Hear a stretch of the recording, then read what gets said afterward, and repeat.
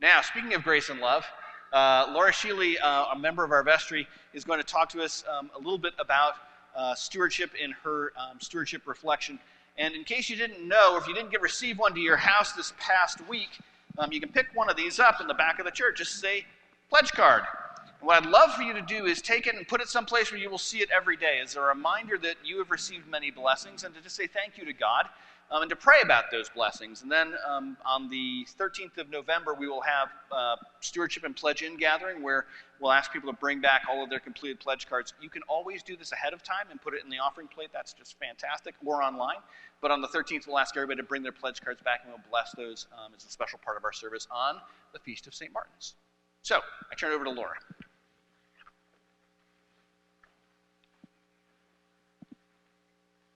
Good morning. Good morning. I usually attend the 8 o'clock service, and I must say it's fun to be here at 10:30, hear the music, and see some people that I haven't seen for a while. So good morning again. So I was in the grocery store recently in the frozen food aisle, and I was looking for a particular kind of Cool Whip that they didn't have. And as I was gazing at the Cool Whip, a lady pushed in front of me and said, "I know what I want, and I'm going to get it. And you've been standing in front of the Cool Whip for 10 minutes. Pretty sure it wasn't 10 minutes, but the rest of the story isn't so, the rest of the exchange isn't so important. But what is important is I drove home sort of fuming about what an angry world we live in. So much anger on the road, apparently in the grocery store, online, it's everywhere. So I was telling the story of what had happened to me to a coworker. And he said, well, you know what Master Yoda says about anger, don't you? And I said, no, I didn't. Master Yoda says that fear leads to anger, and anger leads to hate, and hate leads to suffering. So let's talk about fear, since apparently that's the basis of anger. Last year, when I did my stewardship sermon, I talked a little bit about fear.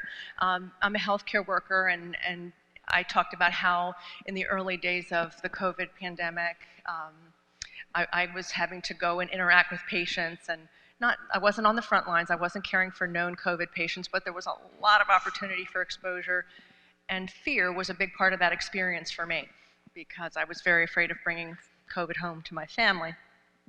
But here we are in a world where COVID has really become more endemic than pandemic. But guess what? I'm still struggling with fear. And I bet you are too. If I asked you to take out a piece of paper and a pen and make a list of all of the things that you're afraid of, and when I say fear, it also goes under the name of anxiety and worry, same emotion, different words, I bet you'd have no trouble making that list. We fear for the safety and health and well-being of our loved ones and ourselves. We worry about our money and the economy and the environment, the political climate. We fear humiliation in all its forms. The list is long of the things that we fear. So what are we to do?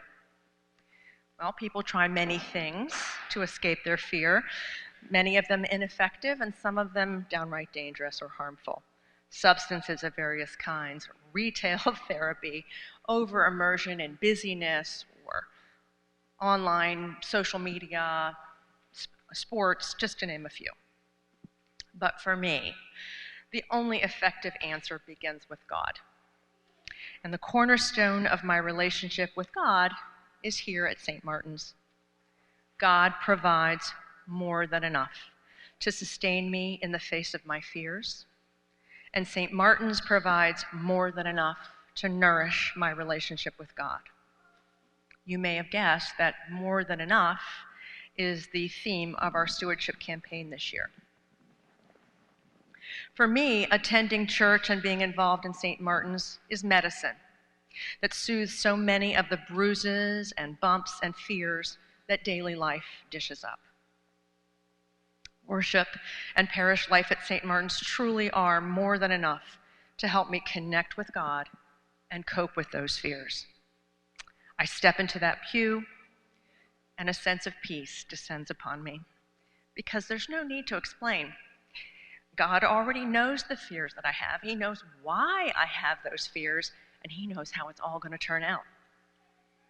I need God to help me cope with my fears, and I need St. Martin's to nourish my relationship with God. And that's why my husband and I choose to give as generously as we can to St. Martin's. My prayer for you is that you also find here the solace and the strength you need for your fears and your life.